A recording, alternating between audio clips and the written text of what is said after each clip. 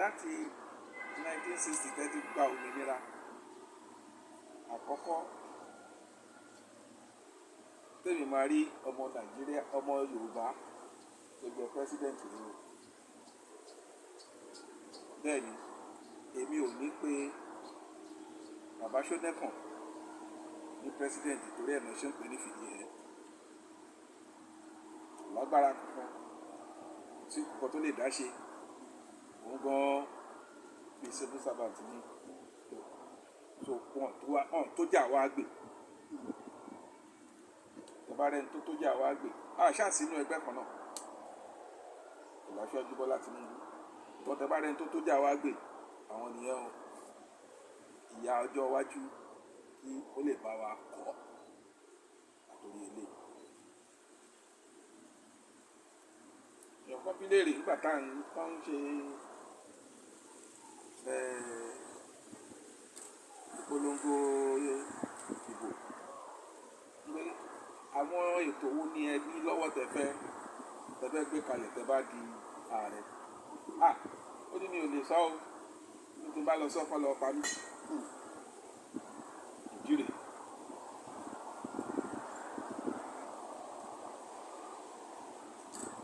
Kùdìẹ̀kùdìẹ̀ tí bàbá Awólọ́wọ̀ ṣe,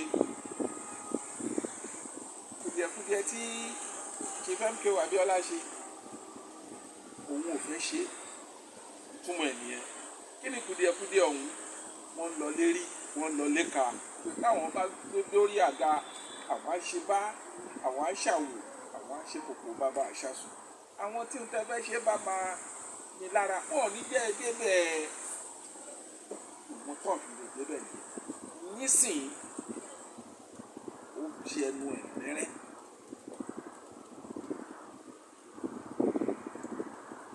Inú lóko ẹyẹ ń gbé. Ó gbẹ́nu ẹ̀ dání. Ó jẹ́ kí agbára tẹ̀ wọ́n lọ́wọ́. Ó wá bẹ̀rẹ̀ iṣẹ́ ọ̀hún. Ẹ rí i pé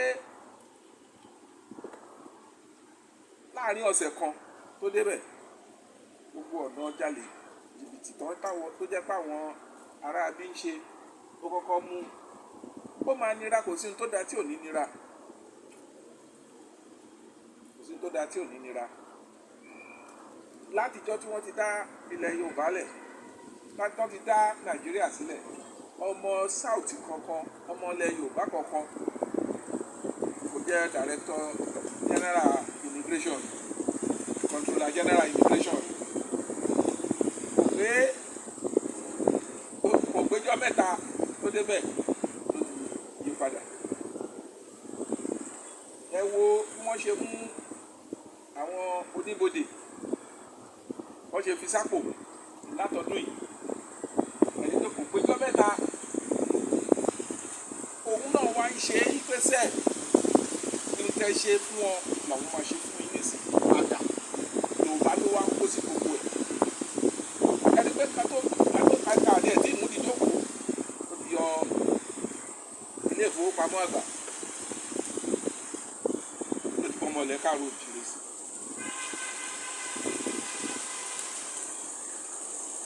Àti bẹ́ẹ̀ lọ.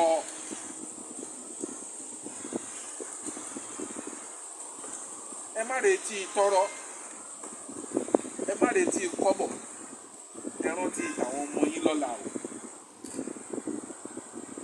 Ẹ rántí ti àwọn ọmọ yín lọ́la. Tí ẹ bá rẹ́ni tó ń ṣerú eléyìí, ẹ gbárùkù tì nítorí gbogbo ohun tó ń ṣe fún ọ̀la àwọn ọmọ yín ni o. Kò ń ṣe tẹ̀yìn, kò ń ṣe tèmi. Gbogbo wa ti dàlejò nílẹ̀ bàbá wa. Lómi lókè ọya àwọn náà ń jẹ olórí Nigeria Port Authority.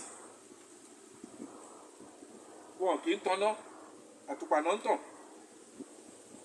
Wọn tanná mọ̀nàmọ́ná, àwọn náà ń jẹ gbogbo owó ẹ̀ náà fún olórí sí. Gbogbo ẹ̀ ni ó ti ní àyípadà, ó tẹ̀ ti ní àtúnṣe. Tá a bá wá rí báyìí, ẹ má jẹ́ kí oníkálùkù wa ló ní ipò àti ó máa kó nínú ìlọsíwájú ilẹ̀ Yorùbá yìí. Ẹ má jẹ́ kí ipa ti yín kó gbẹ̀yìn o. Àmọ̀ràn tí máa gbà yín nìyẹn o. Ẹ má jẹ́ kí ipa ti yín kó gbẹ̀yìn o. Ẹ má jẹ́ kó jẹ́ òun ló máa determine bẹ́ẹ̀ ṣe máa fún Yorùbá ní support. Bẹ́ẹ̀ ṣe máa dúró ti Yorùbá. Ẹ má jẹ́ kó jẹ́ owó. Ẹ jẹ́ kó jẹ́ dandan. Ẹ jẹ́ kó jẹ́ àṣeyẹlẹ̀ fáwọn ọmọ yín.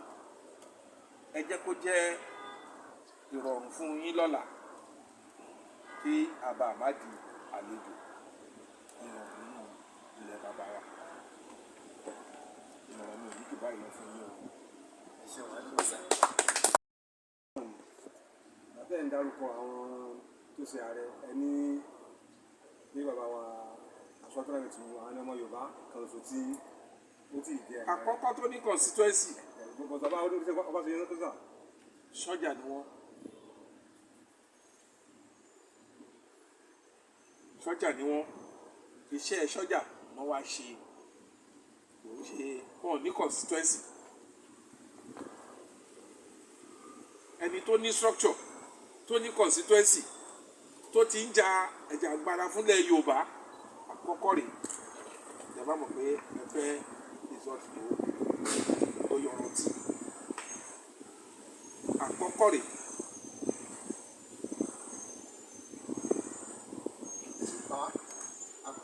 Àpò àpérò àkókò Yorùbá lè bá a dá lórí ìbéèrè tí oníṣẹ́lẹ́bẹ̀rẹ̀ náà ní tó fẹ́ gbẹ́ra mọ́ díẹ̀ nígbà tí a bá sọ pé Ọbásanjọ́ ò ní pé sójà ni Ọbásanjọ́ ní ọdún 1999 tí wọ́n padà wá wọ́n wá gẹ́gẹ́ bí ìjọba alágbádá. Ilẹ̀ Yorùbá sì ni àwọn Haúsá sọ pé àwọn fi jù lójú àwọn fi rọ̀ wá nú látàrí olóògbé MK Abiola tó kú sí àhámọ́ ìjọba ìyẹn kọ́sà. Àwọn òjé jẹ́ MK Abiola jẹ́ tó wá lọ bẹ́yàn wá nínú túbú. Ẹni tó lọ mú wá nínú túbú wọ́n ti ládéhùn pẹ̀lú ẹ̀. Gbogbo ohun tí àwọn ará òkè ọya bá fẹ́ yóò mọ̀ ṣe. Kì í ṣe nǹkan táwa bá fẹ́. Ìtorí ẹ̀ ni ẹ ṣe rí tí bàbá wa Ọbásanjọ́ ṣe ń sọ níjọ́ yẹn lọ́hùn pé ó yọ ipò sí gbogbo all the states. Àwa ló tún fìyà jẹ nú ẹ̀. Àwa ló tún jìyà nú ẹ̀. Gbogbo òpò àwa ará òkè ọya ló ń kó. Àwa là tún jìyà nú ẹ̀. Wọn ò lágbára. Wọ́n kàn jẹ ààrẹ ni. Wọn ò lágbára. Nítorí àwọn ará òkè ọya àwọn ni wọ́n gbé síbẹ̀.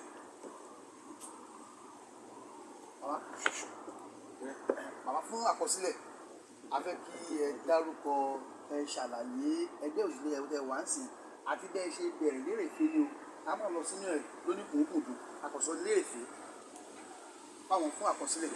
Ẹ fi ẹgbẹ́ òṣèlú lẹ̀ tá a bá ń sọ fún yín pé ẹ̀gún gún yín lẹ́sẹ̀ ẹ lọ kẹ yọ ẹ má ta yín.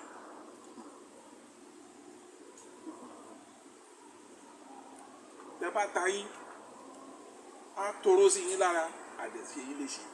Èwo ń tẹgbẹ́ òṣèlú ni à ń sọ̀rọ̀ ìlọsíwájú ìlú. Ilé fẹ́fẹ́ gbé òṣèlú ṣe. Èmi ò jí sọ̀rọ̀ òṣèlú kankan. Èmi ò jí sọ̀rọ̀ ẹgbẹ́ kankan. Platform lásán ni láti fi débi kíbi tẹ bá fẹ́ dé. Agenda wà fún oníkálùkù. So ṣá lè sọ pé ẹ̀sìn lẹ́gbẹ́ òṣèlú kankan báyìí lọ́wọ́lọ́wọ́ báyìí. Ó ṣe jẹ́ pé òṣèlú ni ó ká yín lára. Torí ọ̀rọ̀ òṣèlú là ń sọ ni. Ọ̀rọ̀ àti lọ síwájú ilẹ̀ Yorùbá lèmi ń bá yín sọ èmi ò bá yín sọ̀rọ̀ òṣèlú.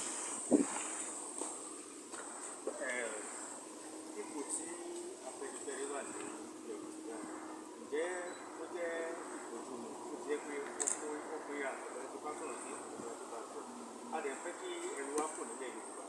Àwọn àgbààgbà ni wọ́n dẹ̀ wà nínú Afẹ́nifẹ́re yìí. Kí nìkan tí a lè ṣe tí wọ́n á lè ṣe láti rí pé ẹnu wọn kò láti rí pé ìjà àárín wọn kò dàrú mọ́.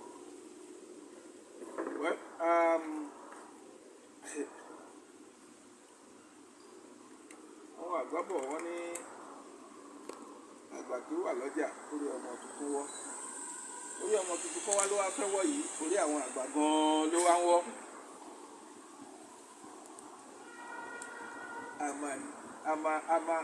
a máa múra láti bára wa sòótọ́ ọ̀rọ̀.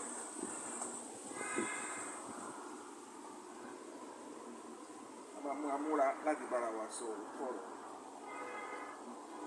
ọmọ ẹni kì í ṣèdí bẹ̀rẹ̀ ká fi bẹ̀rẹ̀ sí tọ́mọ ẹni ní ìnáwó òun ló mú bàbá Fàtòwó ti ṣe tó ń ṣe.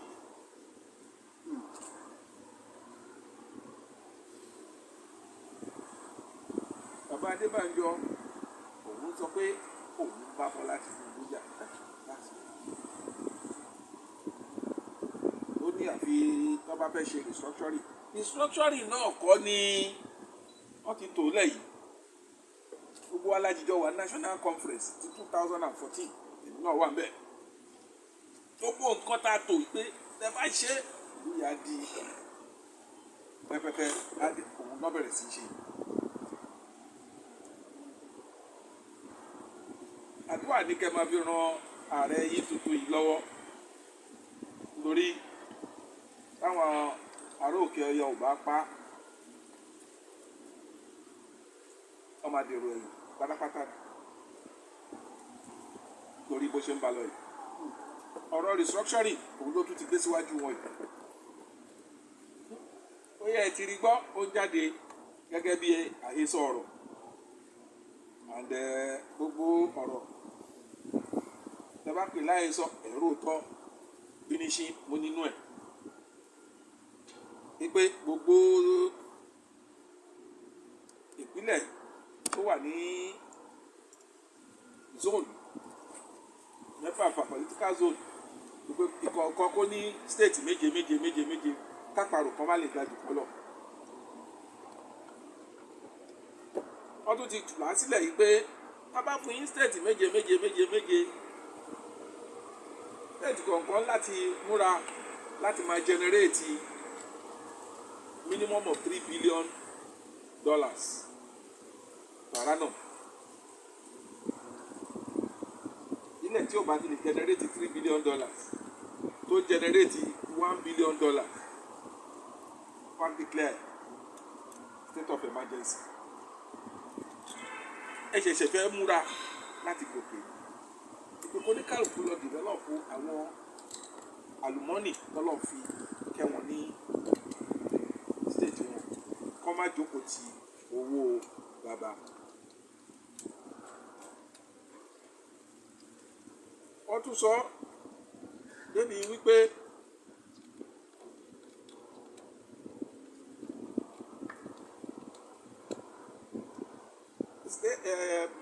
ìpínlẹ̀ tí ò bá ti pójú wọn tó bá declare state of emergency ìjọba àpapọ̀ tó máa bá bójútó wọ́n á sún wọn láti ràn lọ́wọ́ láti bá bójútó kó tó lè gbé fún wọn padà. so ìyẹn ti show wípé ó ti fi hàn wípé afẹ́ lọ síwájú. ara àwọn nǹkan tí àwọn gbogbo ààrẹ ECOWAS tí wọ́n rí nìyẹn. wọ́n mọ̀ pé ààrẹ wa ò mọ̀ wọ́n fẹ́ fìwé ṣe olórí ECOWAS nígbà tí wọ́n lọ sí meeting tó débẹ̀ wọ́n kọ̀ bá bíi surprise bí ìyàlẹ́nu ni ẹni tó ṣẹ̀ṣẹ̀ di ààrẹ tí ò tí ì póṣù mẹ́ta tó lọ fún meeting àkọ́kọ́ wọ́n dẹ̀ fi ṣe olórí gbogbo wọn. torí yóò bá nídìí ní kàn kí ń jẹ́ kúmọ́lú wọ́n tó sọ ní kúmọ́lú wọ́n ti mọ ntọ́rí. ntọ́rí tó ń jọ àwọn lójú lẹ́yìn ọmọ Yorùbá tẹ́bá lẹ́ẹ̀rí wàhálà tí nìyẹn o. mímọ́. ẹ ṣeun sà mo fẹ́ ká padà sẹ́yìn díẹ̀ nípa ti ọ̀rọ̀ ìgbésẹ̀ tí ààrẹ Bola Ahmed Tinubu ti gbé láti gbà tó ti di ààrẹ. àwọn àgbà Yorùbá kan ti ń kìlọ̀ fún ààrẹ pé kí wọ́n kíyèsára kí wọ́n má gbé irú ìgbésẹ̀ tí ẹni tó gbéjọba fún wọn gbé tó jẹ́ pé àwọn ọmọ ìyá ẹnìkan ló kó aṣíwájú kíyèsára kó má jẹ́ pé àwọn ọmọ ti ìyá àti ẹnìkan náà ló máa lóòótọ́ àwa Yorùbá ti ń pòǹgbẹ ọjọ́ ti pẹ́ ṣùgbọ́n má jẹ́ kó jẹ́ pé àwọn ọmọ ìyá yẹn nìkan ló máa kó mọ́ra wọ́n wá ní kó ṣe ohun tó ń tà ń pè ní government of national unity kí ni ẹ̀yin rí sọ sí eléyìí sà. ìgbésẹ̀ tó dáa ni ìgbésẹ̀ tó dáa ni tí wọ́n bá ṣe